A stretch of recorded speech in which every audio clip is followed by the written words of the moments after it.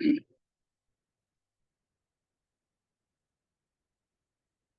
श्री कृष्ण। नमस्कार। श्रीमद् भगवद गीता के अध्ययन की श्रृंखला में छठे अध्याय ध्यान योग आत्म संयम योग के आज के सत्र में सभी साध्यायों का स्वागत एवं अभिवादन ओंकार के नाद के साथ प्रार्थना करेंगे।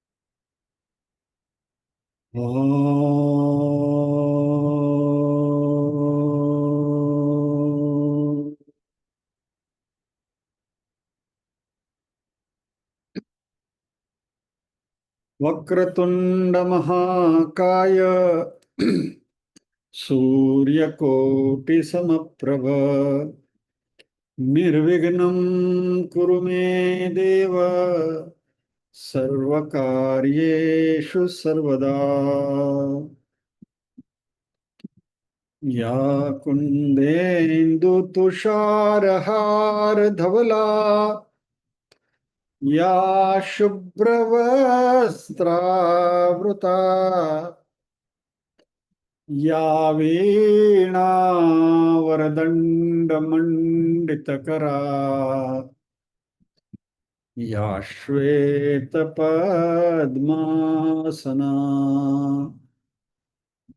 या ब्रह्माच्युतशङ्कर प्रभृतिभिर्देवैः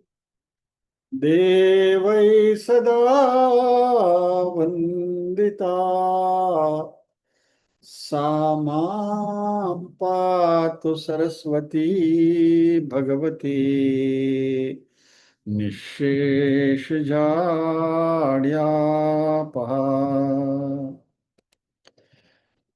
वसुदेवसुतं देवं कंसचाणूरमर्दनं देवकी परमानन्दं कृष्णं वन्दे जगद्गुरुम्। ॐ सहना भवतु सहनौ भुनक्तु सह वीर्यं करवावहै तेजस्विनावधीतमस्तु मा विद्विषावहै। ओम शांति शांति शांति। यत्र योगेश्वर कृष्णो यत्र पार्थो धनुर्धरः तत्र श्रीर्विजयो भूतिर्ध्रुवा नीतिर्मतिर्मम।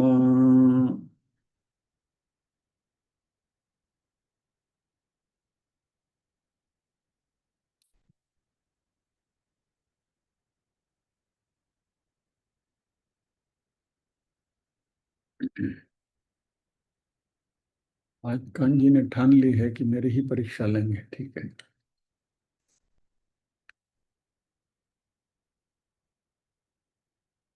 Okay, before we proceed for पारायण, हमारे कुछ साध्यायी मित्र भगवत गीता के अध्यायों का पारायण करते हैं और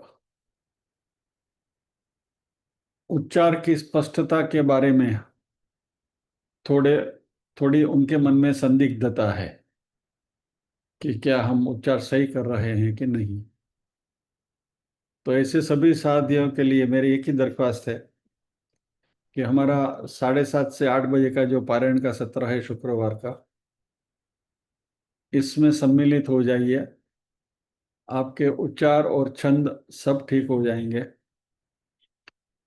पारायण के सत्र में आने के लिए जो थोड़ी हिचकिचाहट मन में होती है, उसके पीछे the fear of being judged कहते हैं ना, तो लोग क्या कहेंगे।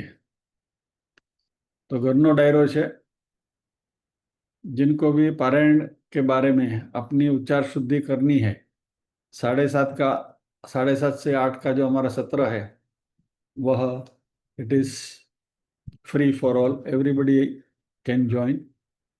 हमारे एक दो साथी ऐसे हैं कि जो अभी आए थे पारायण में, तभी पूरा प्रोनाउंस भी नहीं कर पा रहे थे, और अभी पूरा पूरा श्लोक छंद में गाने लगे हैं। तो ये इस वर्ग की फलश्रुति है। तो जो भी अपने उच्चार को स्पष्ट करना चाहते हैं, उनसे मेरी यही एक दरख्वास्त रहेगी कि 7:30 से 8 के पारायण के क्लास में आप आते रहिए। Anyway, भी आज भी पारायण मुझे ही करना होगा।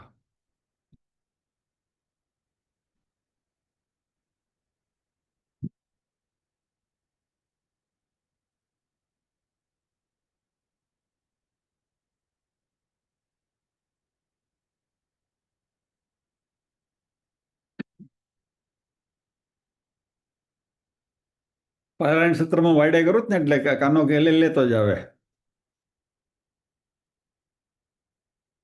उच्चार शुद्धि, स्पष्ट शुद्धि, स श स सब ठीक करो अभी।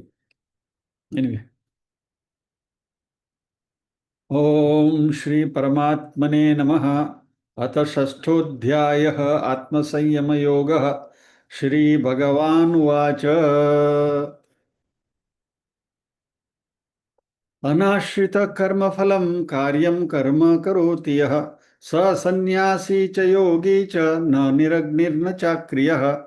यं सन्न्यासमिति प्राहुर्योगं तं विद्धि पाण्डव। न ह्यसन्न्यस्तसङ्कल्पो योगी भवति कश्चन। आरुरुक्षोर्मुनेर्योगं कर्म कारणमुच्यते। योगारूढस्य तस्यैव शमः कारणमुच्यते। यदा हिनेन्द्रियार्थेषु न कर्मस्वनुषज्यते सर्वसङ्कल्पसन्न्यासी योगारूढस्तदुच्यते। उद्धरेदात्मनात्मानं नात्मानमवसादयेत्। आत्मैव ह्यात्मनो बन्धुरात्मैव रिपुरात्मनः। बन्धुरात्मात्मनस्तस्य येनात्मैवात्मना जितः। अनात्मनस्तु शत्रुत्वे वर्तेतात्मैव शत्रुवत्। जितात्मनः प्रशान्तस्य परमात्मा समाहितः। शीतोष्ण सुख दुःखेषु तथा मानापमानयोः। ज्ञान विज्ञान तृप्तात्मा कूटस्थो विजितेन्द्रियः। युक्त इत्युच्यते योगी समलोष्टाश्मकाञ्चनः। सुहृन्मित्रार्युदासीन मध्यस्थद्वेष्य बन्धुषु। साधुष्वपि च पापेषु समबुद्धिर्विशिष्यते। योगी युञ्जीत सततमात्मानं रहसि स्थितः। एकाकी यतचित्तात्मा निराशीर परिग्रहः। शुचौ देशे प्रतिष्ठाप्य स्थिरमासनमात्मनः। नात्युच्छ्रितं नातिनीचं चैलाजिनकुशोत्तरम्। तत्रैकाग्रं मनः कृत्वा यत चित्तेन्द्रियक्रियः। उपविश्यासने युञ्जात् योगमात्मविशुद्धये। समं काय शिरोग्रीवं धारयन्नचलं स्थिरः। सम्प्रेक्ष्य नासिकाग्रं स्वं दिशश्चानवलोकयन्। प्रशान्तात्मा विगतभिर्ब्रह्मचारी वृते स्थितः। मनः संयम्य मच्चित्तो युक्त आसीत मत्परः। युञ्जन्नेवं सदात्मानं योगी नियतमानसः। शान्तिं निर्वाणपरमं मत्संस्थामधिगच्छति। नात्यश्नतस्तु योगोऽस्ति न चैकान्तमनश्नतः। न चाति स्वप्नशीलस्य जाग्रतो नैव चार्जुन। युक्ताहार विहारस्य युक्तचेष्टस्य कर्मसु युक्तस्वप्नावबोधस्य योगो भवति दुःखः। यदा विनियतं चित्तम् आत्मन्येवावतिष्ठते निःस्पृहः सर्वकामेभ्यो युक्त इत्युच्यते तदा। यथा दीपो निवातस्थो नेङ्गते सोपमा स्मृता। योगिनो यतचित्तस्य युञ्जतो योगमात्मनः। यत्रो परमते चित्तं निरुद्धं योगसेवया। यत्र चैवात्मनात्मानं पश्यन्नात्मनि तुष्यति। सुखमात्यंतिकं यत्तद् बुद्धिग्राह्यमतीन्द्रियं वेत्ति यत्र न चैवायं स्थितश्चलति तत्त्वतः यं लब्ध्वा चापरं लाभं मन्यते नाधिकं ततः यस्मिन् स्थितो न दुःखेन गुरुणापि विचाल्यते तम विद्या दुख संयोग वियोगम योग संनितम स निश्चयेन योक्तव्यो योगो निर्विण्ण चेतसा संकल्प प्रभवान कामान् त्यक्त्वा सर्वान् शेषतः मनसैवेन्द्रियग्रामं विनियम्य समन्ततः शनैः शनैरुपरमेत् बुद्ध्या धृतिगृहीतया आत्मसंस्थं मनः कृत्वा न किञ्चिदपि चिन्तयेत् यतो यतो निश्चरति मनश्चञ्चलमस्थिरम् ततस्ततो नियम्येतदात्मन्येव वशं नयेत् प्रशान्तमनसं येनं योगिनं सुखमुत्तमम् उपैति शान्तरजसं ब्रह्मभूतमकल्मषम् युञ्जन्नेवं सदात्मानं योगी विगतकल्मषः सुखेन ब्रह्मसंस्पर्शमत्यन्तं सुखमश्नुते सर्वभूतस्थमात्मानं सर्वभूतानि चात्मनि ईक्षते योगयुक्तात्मा सर्वत्र समदर्शनः यो मां पश्यति सर्वत्र सर्वं च मयि पश्यति तस्याहं न प्रणश्यामि स च मे न प्रणश्यति सर्वभूतस्थितं यो मां भजन्त्येकत्वमास्थितः सर्वथा वर्तमानोऽपि स योगी मयि वर्तते आत्मौपम्येन सर्वत्र समं पश्यति योऽर्जुन सुखं वा यदि वा दुःखं स योगी परमो मतः अर्जुन उवाच योऽयं योगस्त्वया प्रोक्तः साम्येन मधुसूदन एतस्याहं न पश्यामि चञ्चलत्वात् स्थितिं स्थिराम् चञ्चलं हि मनः कृष्ण प्रमाथि बलवदृढं तस्याहं निग्रहं मन्ये वायोरिव सुदुष्करम् चञ्चलं हि मनः कृष्ण प्रमाथि बलवदृढम्। हे कृष्ण, इंडीड ही मन कैसा है? चार बात बताई, चंचल, प्रमाथी, बलवद और दृढ़म। मन ऐसा है, चंचल है, प्रमाथी है, बलवत है और दृढ़म है। तस्याहम निग्रहम मन्ये वायोर्व सुदुष्करम, उसको हवा को पकड़ने जैसा दुष्कर है ऐसा मैं मानता हूं। अहम मन्ये, मैं मानता हूं। तस्य अहम मन्ये, ऐसा मैं मानता हूं कि वायु को पकड़ने के जैसा ये दुष्कर है। सुदुष्कर, बहुत दुष्कर है, बहुत कठिन है। इसके ऊपर हम बात कर रहे हैं।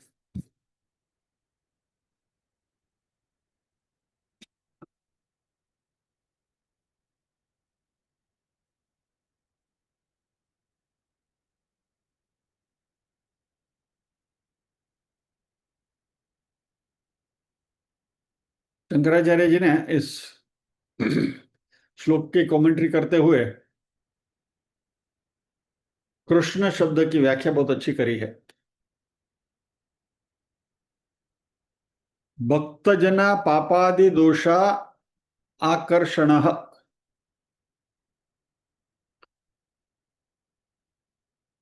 यानी आकर्षति दोषा, कैसे? पापादि, किनके? भक्तजनों के, यानी भक्तजनों के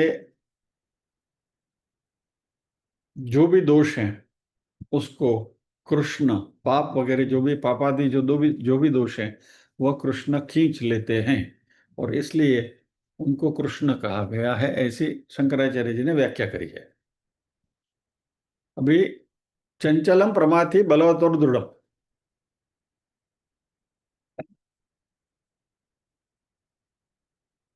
हमने देखा था। चंचल यानी कहीं भी स्थिर नहीं रहने वाला या ऐसा चंचल। प्रमाथी यानी जो मंथन करता है, बोलोगे? Agitation, which agitates the mind.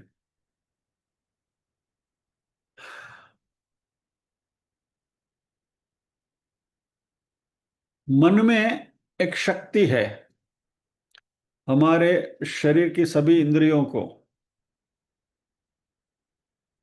और कुछ हद तक हमारा जो रीजनिंग पावर है, यानी कि बुद्धि जो है, और शरीर के सभी हिस्सों को अपने कब्जे में कर लेने की शक्ति है।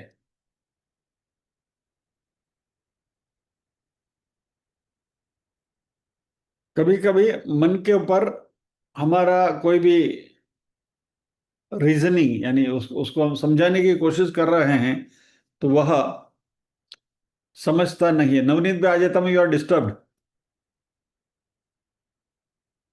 आई see you keep on looking elsewhere and that distracts मी।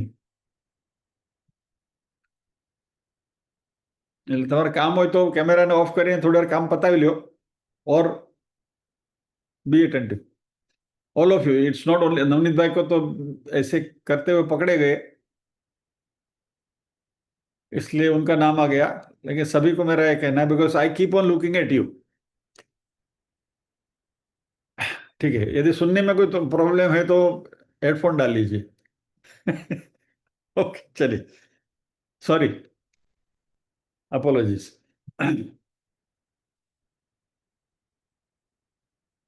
मन की यह ताकत है, शक्ति है, कि वो हमारे ऊपर पूरा पूरा कब्जा कर लें।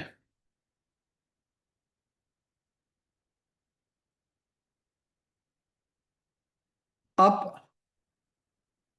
जानबूझकर दुखी होना चाहते हो क्या? नहीं, no buddy will say I want to be sad. किसी से भी हम कहे चलो थोड़ा आज सैड हो जाते हैं, would you like to do it? No. लेकिन यह जो दुखीपना या तो सैडनेस कई वक्त हमें ओवर पावर कर लेता है। हमें न चाहते हुए भी हम दुखी हो जाते हैं, न चाहते हुए भी हम दुख गुस्से गुस्से में आ जाते हैं। तो ये सोरो, एंगर, ये जो जो जो ये सारे जो इमोशनल आउटबर्स्ट जो है हमारे, ये जो मन की जो कंडीशंस है, वह कभी कभी हमारे ऊपर कब्जा कर लेती है। और ऐसे समय पर हमारे संस्कार, हमारा जो जिस तरीके से हम पले बड़े हैं, अपब्रिंगिंग जो हम कहते हैं, समाज में हमारा जो स्टेटस है वो, या तो हमारा ज्ञान, ये सब हवा में उड़ जाता है। खास करके जब भी गुस्सा, ईर्ष्या वगैरह जब भी होते हैं, तभी काम, क्रोध, लोभ, मोह, मद मत्सर, षड रिपु, इनमें से कोई भी जब भी हमारे पर हावी हो जाते हैं, और ये सभी मन की कंडीशंस हैं, ये जब भी हमारे पर हावी हो जाते हैं, तब हम, हमारा कल्चर, हमारा संस्कार, हमारे रहन सहन और अपब्रिंगिंग, जो भी कुछ है, वह it goes for a toss.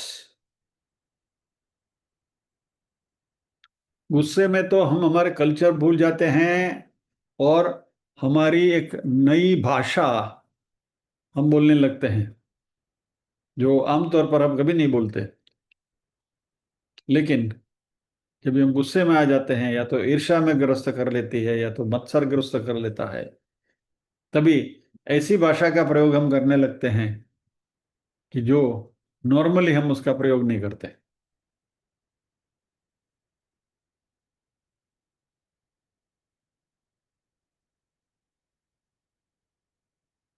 यानी हमारी अच्छाइयाँ सारी दब जाती हैं, और गुस्से में अनाप शनाप कुछ भी बक देते हैं।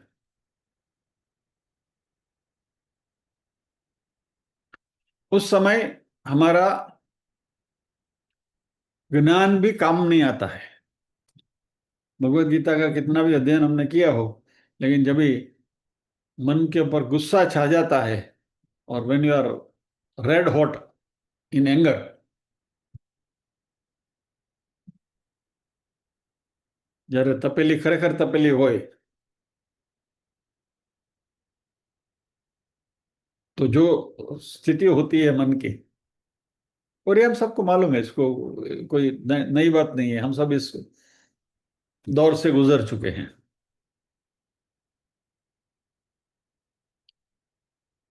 कोई प्रॉब्लम आ गया और हम दुखी हो जाते हैं, तो दुखी होने से कोई प्रॉब्लम का सॉल्यूशन होता नहीं है। ये बात हमने पहले भी करी है कि मान लीजिए कि दुखी होने से यदि कोई प्रश्न का हमें हल मिलता है, तो घर वाले एक बार समझ ले कि कोई प्रॉब्लम आया है, तो एक बार नक्की कर ले कि चलो आज 1 घंटा बैठकर सब थोड़ा चिंता कर लें, दुखी हो जाएं, तो प्रॉब्लम का हल मिल जाएगा। ऐसा कभी होता नहीं है। यू साथ में बैठकर 1 घंटा प्रार्थना कर सकते हैं, शांति मिल सकती है, लेकिन 1 घंटा साथ में बैठकर चिंता करके प्रश्नों का हल नहीं निकलता।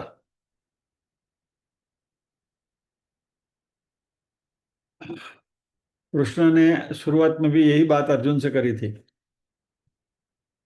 अशोच्यानन्वशोचस्त्वं प्रज्ञावादांश्च भाषसे गतासु न गतासुंश्च नानुशोचन्ति पंडिता। बराबर। अर्जुन ने शुरुआत में ठप कह रहा था, कृष्ण ने ये क्या लगा के रखा है। तो अर्जुन के केस में डिस्पोंडेंसी, विषाद छा गया था।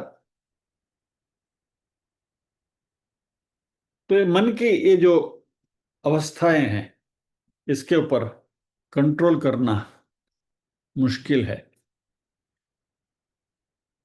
और ये सब क्यों होता है? क्योंकि हम सोचते हैं। ये मन की जो अवस्थाएं जो है, ये उभरती क्यों है? Because we are thinking. क्योंकि हम सोचते हैं, तो सोच में ये सब विचार आते हैं।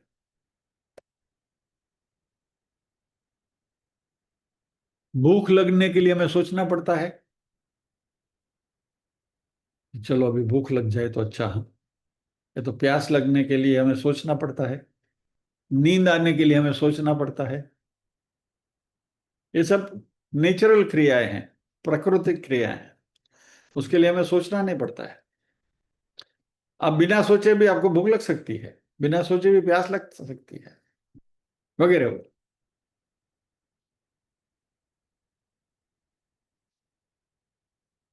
लेकिन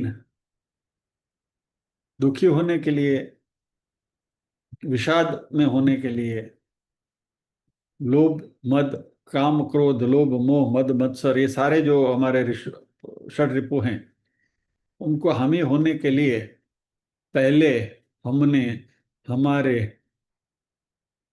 मन का प्लेग्राउंड तैयार करके देना पड़ता है उनको खेलने के लिए।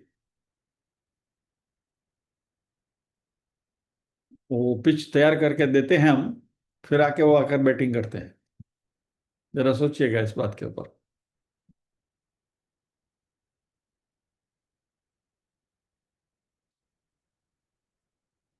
और हमारा मन है उधर, और ये सारे जो विचार हमारे मन में आते हैं, वो हमारी परमिशन लेकर नहीं आते।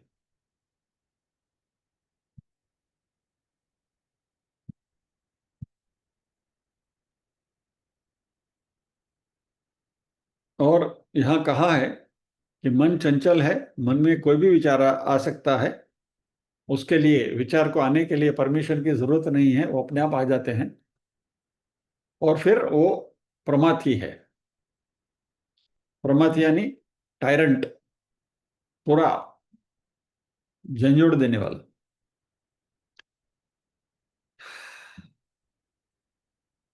हमारे मन में एक प्रश्न आ सकता है कि यदि ये सारी बातें मन का कब्जा कर सकती हैं, तो हम क्यों मन को और ज्यादा स्ट्रांग बना लें, ताकि वो हमारे पर कंट्रोल ना कर सके। यानी कि we we we should become more powerful. हमें इससे ज्यादा पावरफुल होना चाहिए, ताकि वो हमारे पर हावी ना हो जाए, हम उसको, उसके ऊपर हम कंट्रोल करें, रादर देन दैट कंट्रोलिंग अस। लेकिन अर्जुन भगवान से कहते हैं कि ये भी नहीं हो रहा है, नहीं चलता है। क्योंकि मैं जो भी शक्ति इकट्ठी करनी चाहूं, ये उसका जो प्रमाथी स्वभाव है, मंथन करने का जो स्वभाव है, वह हमें सक्सेस नहीं होने देते हैं। क्योंकि बलवत है वो, इट इज स्ट्रांग। और उसका कब्जा इतना भारी है कि मैं उसमें से छटकने की कोशिश भी करता हूं, तो नहीं निकल पा रहा हूं। और इसलिए अर्जुन मन को दृढ़ भी कह रहा है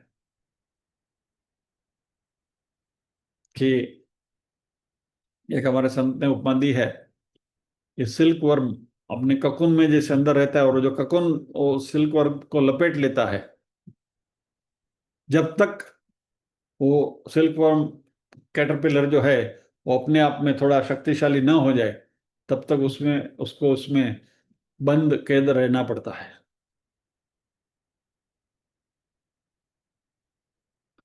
मन की चार स्थितियां हैं और जिसके ऊपर काबू पाना मुश्किल है।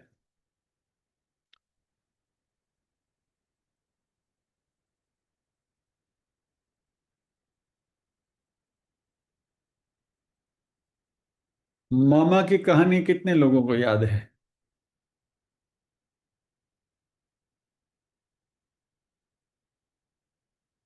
आज मुझे कहानी करनी, क्योंकि ये समझाने के लिए कहानी करनी पड़ेगी। लास्ट टाइम मैंने कहा था कि मैं नहीं कहूंगा, लेकिन वो वापस मैं मजबूर हुआ हूँ कहानी कहने के लिए।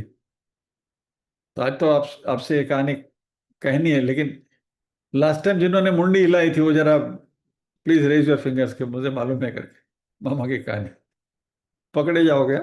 आई will ask you to tell the story. એટલે ખોટી મુંડી હલાવી नहीं।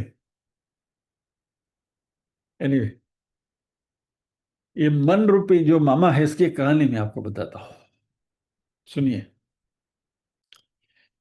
एक गांव था, शहर था, उसमें एक कलेक्टर की नई ट्रांसफर हुई और आए। गांव में नए नए कलेक्टर आए, तो कलेक्टर दंपति हस्बैंड वाइफ दोनों ही थे, यंग थे, युवा थे। तो आए और सरकारी आवास उनको मिलता है, उनका बंगलो क्वार्टर वगैरह रहता है, तो आ गए और उसमें स्थिर हो गए और उसमें रहने लगे। अभी एक व्यक्ति उनके पर नजर बनाए बैठा था, तो उनकी जो हिलचाल है, जो भी उसका ये, उसके ऊपर निगरानी रखें। भी ऐसा समय बीतता गया और एक दौर ऐसा आया कि कलेक्टर दंपत्ति के बीच में कुछ बोलचाल हो गई, और जब ये बोलचाल हो गई तो बोलना बंद हो जाता है, मतलब आपने बोला ले लिए। જયેશભાઈ ને ફોરન સાંભળી, 2-3 દિવસ બંધ, नो कम्युनिकेशन।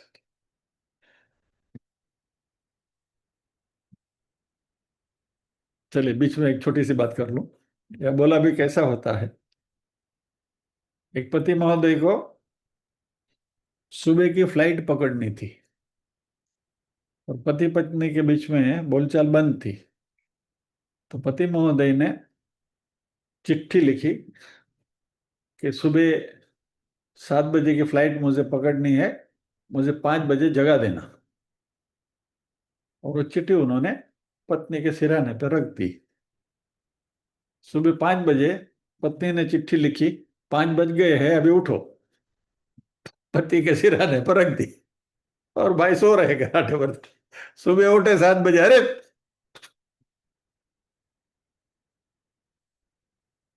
ले पति पत्नी के बीच में अबोला हवा हो। अब इसका अनुभव हम सबको है, इसलिए ये कोई नई बात नहीं है। तो एक कलेक्टर दंपति के बीच में भी ये अनबनी हुई और बोलचाल बंद हो गई। अभी ये जो भाई साहब उनके ऊपर नजर रखे हुए थे, उनको अभी मौका मिल गया। He was looking for some opportunity.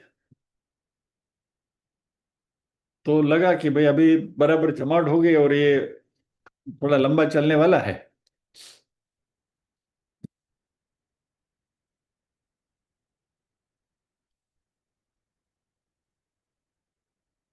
अभी अभी एक ताजा रियल लाइफ बात भी आपसे कर लूं, चलो। कुछ समय पहले मेरे आ, रक्षाबंधन के पर्व में ही मेरे साले और उनकी पत्नी दोनों आए थे, सपत्नी आए थे।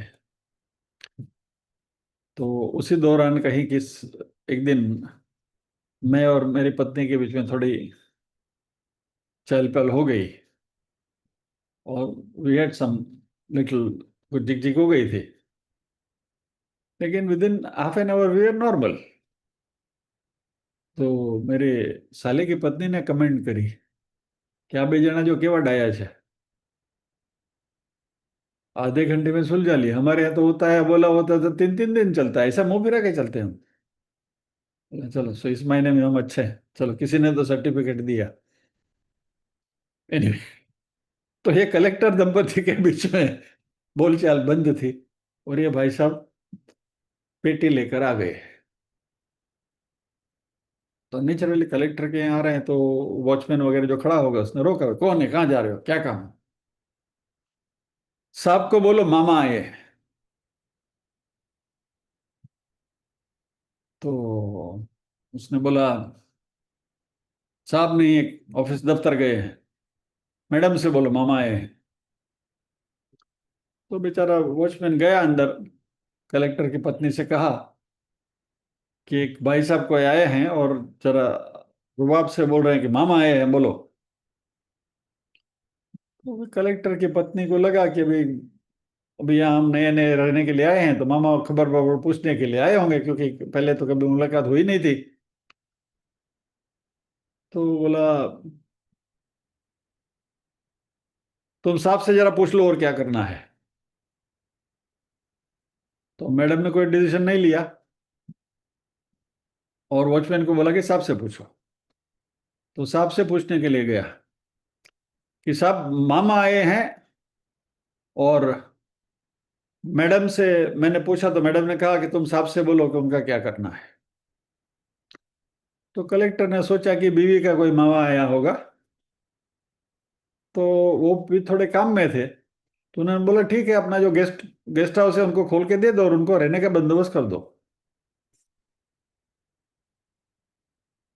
तो गेस्ट हाउस खोला खोला गया, मामा को वहाँ रहने का इंतजाम हो गया। मामा ने फिर अपनी जमावट शुरू करी।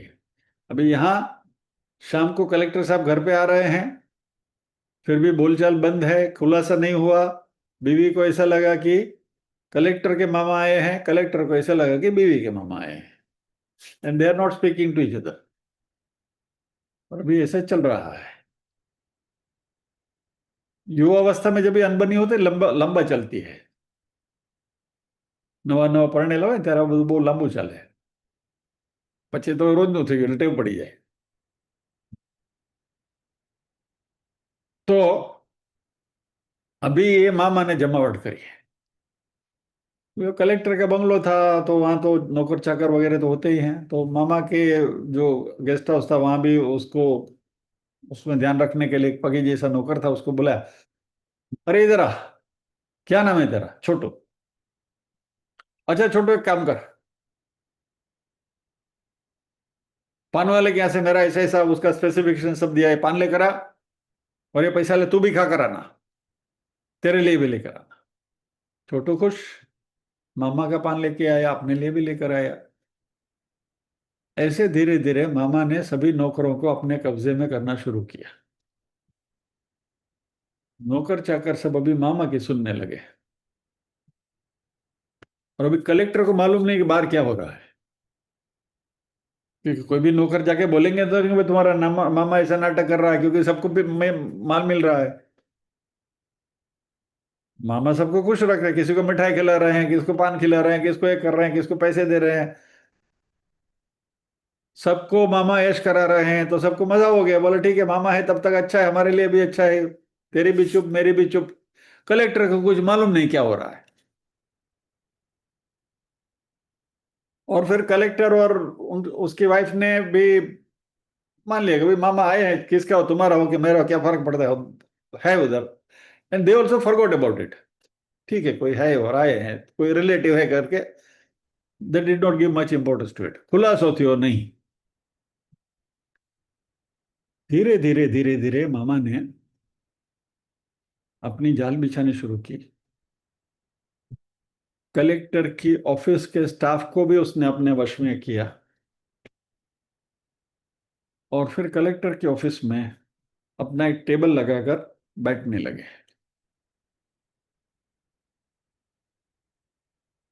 और जो भी व्यक्ति कलेक्टर से मिलने के लिए आता था तो पहले मामा के पास उसको जाना पड़ता था। मामा दर्शन करने के बाद ही कलेक्टर के दर्शन होते थे। और मामा ने फिर उनसे पैसे हटना शुरू किया। कलेक्टर से मिलना है, 500 रुपये रखो इधर, 1000 रुपये रखो, क्या काम है? अच्छा, एक काम के 2000 लगेगा, रखो इधर।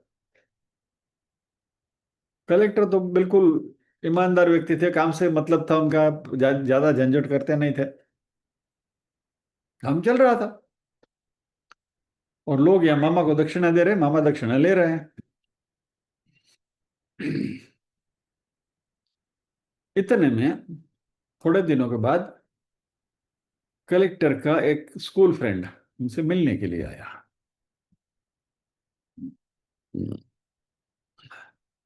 बोला, प्रशांत भाई से मिलना है। कलेक्टर का नाम प्रशांत। प्रशांत, कौन हो तू? प्रशांत भाई? प्रशांत कलेक्टर साहब हैं वो। मैंने, मेरे मित्र। मित्र है तो क्या हो गया? आप उनके ऑफिस में आए हो, मिलने तो घर जाओ। ऐसा थोड़ा उसको टरकाया। तो मित्र ने बोला, भैया।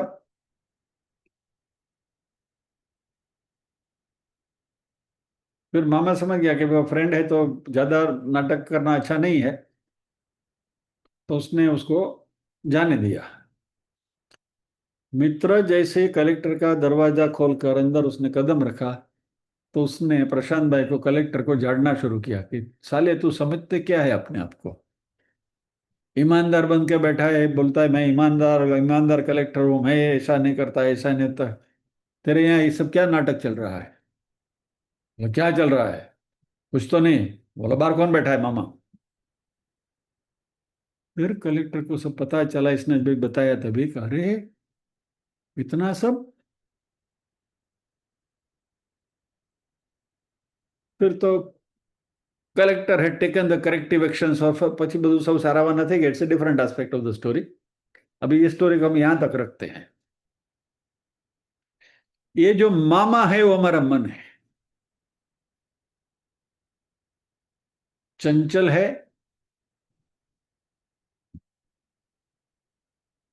निगरानी रखता है, कहाँ हमारा वीक पॉइंट है उसकी तलाश में है।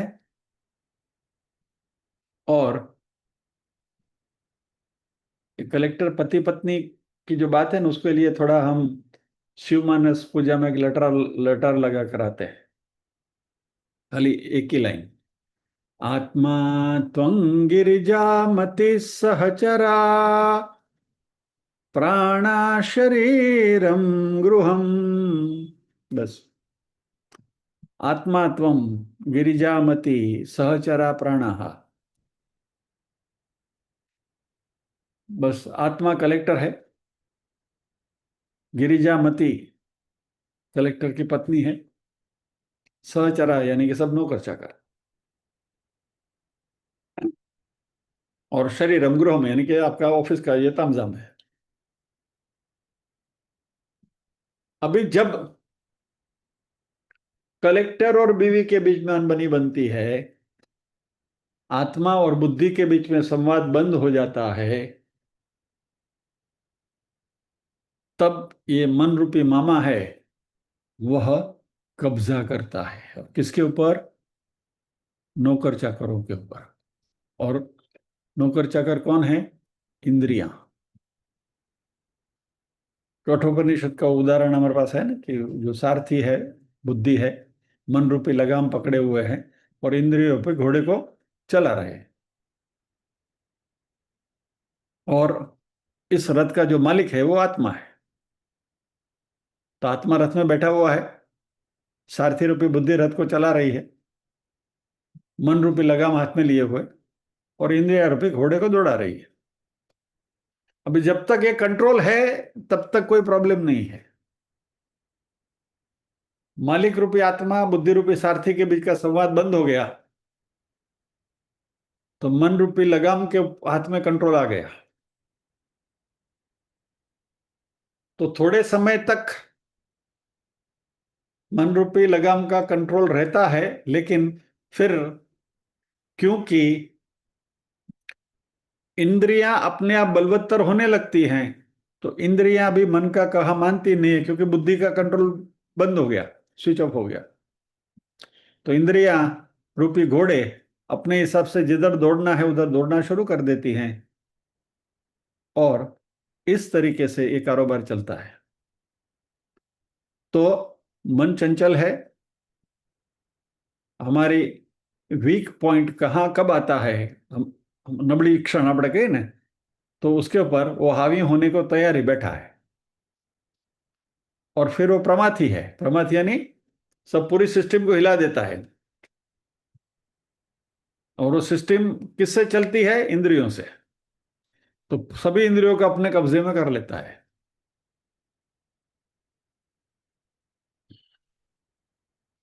Nobody wants to be drunkard by will, बराबर। कोई ने दारूडिया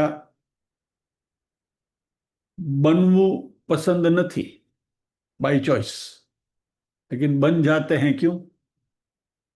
प्रमाथिनी बलवत और फिर बाद में दृढ़। ये जो मन की प्रकृति है वो पूरा हमको झिझोड़ देती है, हिला देती है, प्रमाथी है, मंथन कर देती है।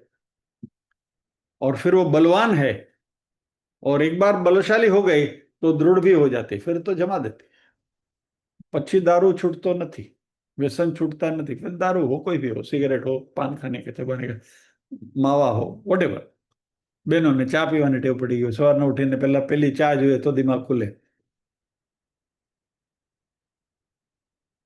अभी ये आदत हमने जानबूझकर अपने में लगाई नहीं है कि वी हैव नॉट डिसाइड कि चलो आज से चाय पीने की आदत डालें। कभी किसी ने करा है ऐसा? नहीं। हो जाते हैं अपने आप। क्योंकि ये जो मन है वह इंद्रियों के ऊपर कंट्रोल करता है, और फिर वो बुद्धि का कंट्रोल मन के ऊपर से हटता है। मन का कंट्रोल भी ढीला होने लगता है, लगाम भी ढीले होने लगती है। तो इंद्रिय रूपी जो घोड़े हैं वह अपनी अपनी दिशा में दौड़ने लगते हैं, और फिर वो मन के कंट्रोल में भी नहीं होते। This is how the whole system works. ये अर्जुन यहां भगवान से कह रहे हैं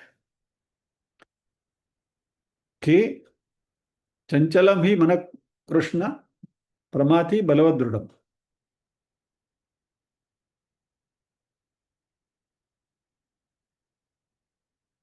और मन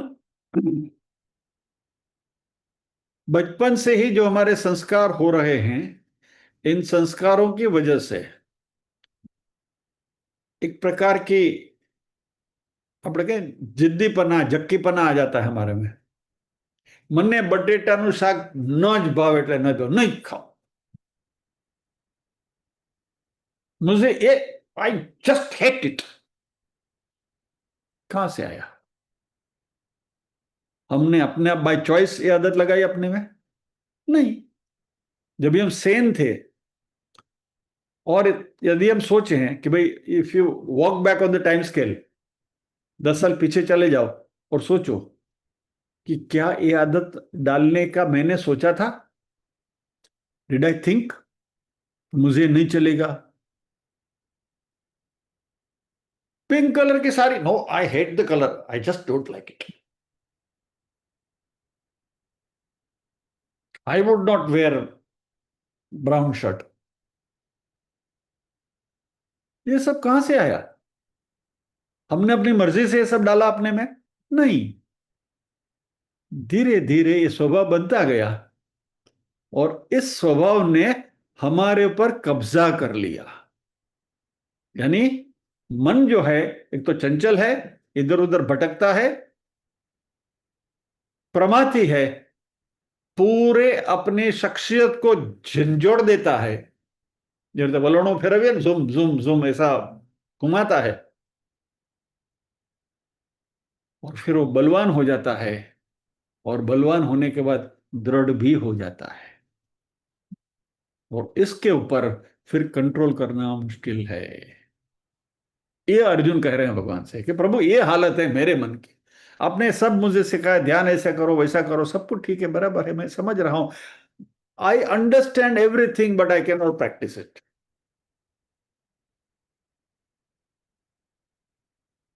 तस्य अहम निग्रहम मन्ये सुदुष्करम। उसका निग्रह करना, उसके ऊपर कंट्रोल करना बहुत मुश्किल है, दुष्कर है। और अर्जुन कहते मात्र दुष्कर्म नहीं, सुदुष्कर्म बहुत मुश्किल है, it is next to impossible. दुष्कर यानी डिफिकल्ट, सुदुष्कर यानी वेरी डिफिकल्ट। और इसकी अर्जुन उपमा देते हैं कि ये हवा को पकड़ने के जैसा है। शायद मुझे लगता है कि हिमालय की गोद में जो गाना लिखा है वो इसी श्लोक का रेफरेंस लेकर ही लिखा होगा, ऐसा मुझे लगता है।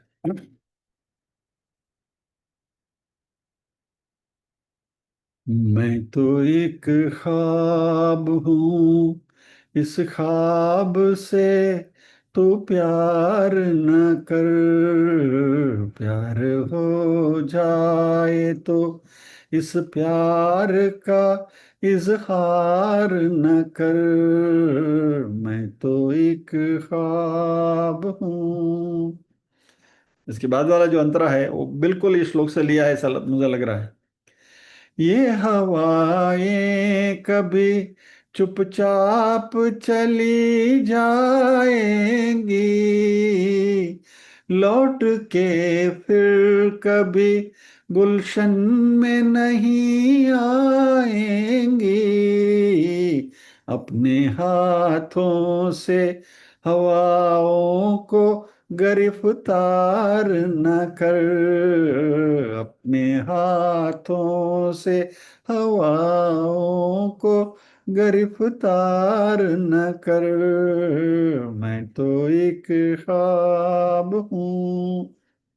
अपने हाथों से हवाओं को गिरफ्तार न कर, हवा को अपने हाथ से पकड़ने की कोशिश मत करो। और अर्जुन भगवान से यही कह रहे हैं कि मन को पकड़ना यानी कि हवा को हाथ में पकड़ना, कैद करना, विच इज जितना ये मुश्किल है उतना ही वो मुश्किल है। एक हमारे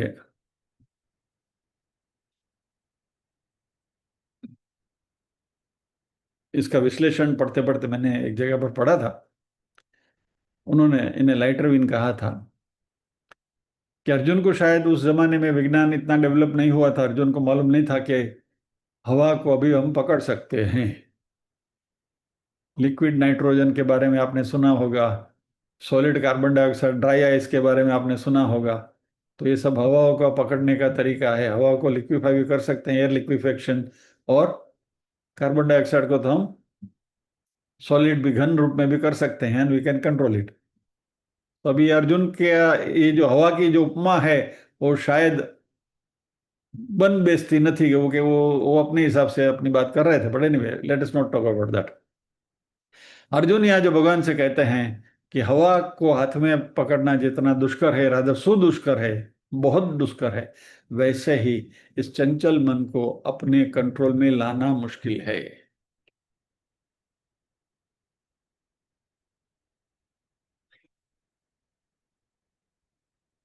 और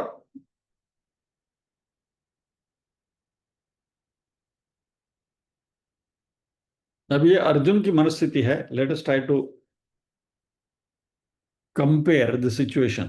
थोड़ा आज की परिस्थिति का भी इसके ऊपर विश्लेषण करें।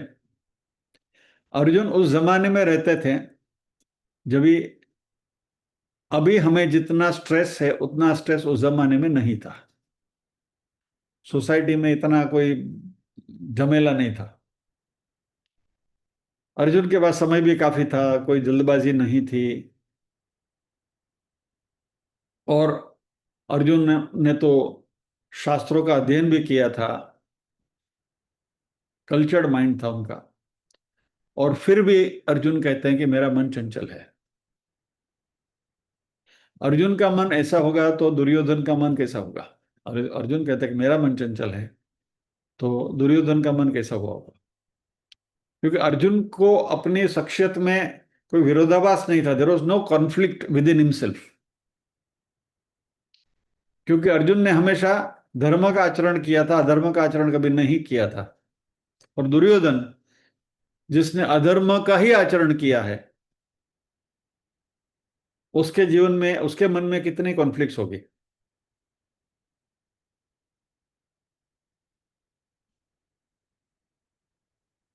अर्जुन के आचार विचार सब कुछ शुद्ध थे, और अर्जुन के अचीवमेंट्स भी काफी थी, योद्धा के रूप में प्रसिद्ध थे, गांडीवधारी थे, समाज में कीर्ति थी उनकी।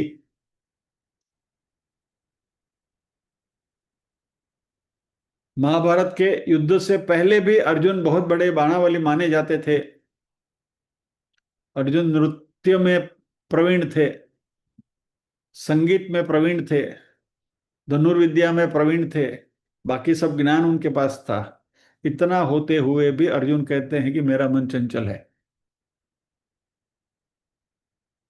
यानी in spite of all these things with him.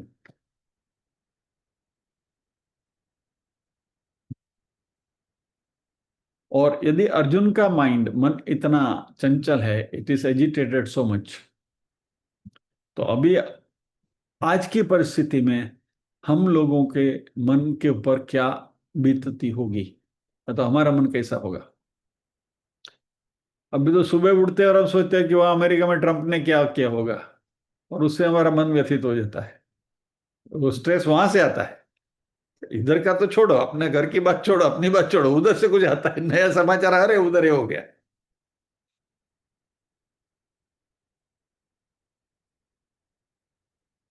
तो जहां इस विश्व में सभी ओर से हमें इंफॉर्मेशन की भरमार हो रही है, इसमें हमारा मन स्थिर होना कितना दुष्कर है।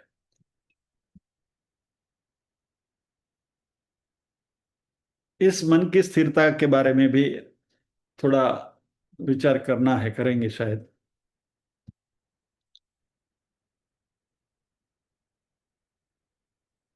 अगले सत्र में। क्योंकि अर्जुन ने बहुत कैटेगरिकली कहा है कि चंचलम ही मन कृष्ण, मेरा मन चंचल है। तो ये चंचलता क्यों है, कैसे है, उसके बारे में भी थोड़ा एक मानस शास्त्रीय अध्ययन भी थोड़ा हम कर लेंगे, टू अंडरस्टैंड अवर माइंड, और ये चंचलता है उसके लिए। बट एनीवे, आज तक इसके लिए समय नहीं है इतना। तो एक और सत्र इस श्लोक के ऊपर हम जरूर करेंगे, ऐसा देखते हैं। तो let us see how it goes. तो आज इतना ही काफी, यही विराम लेते हैं।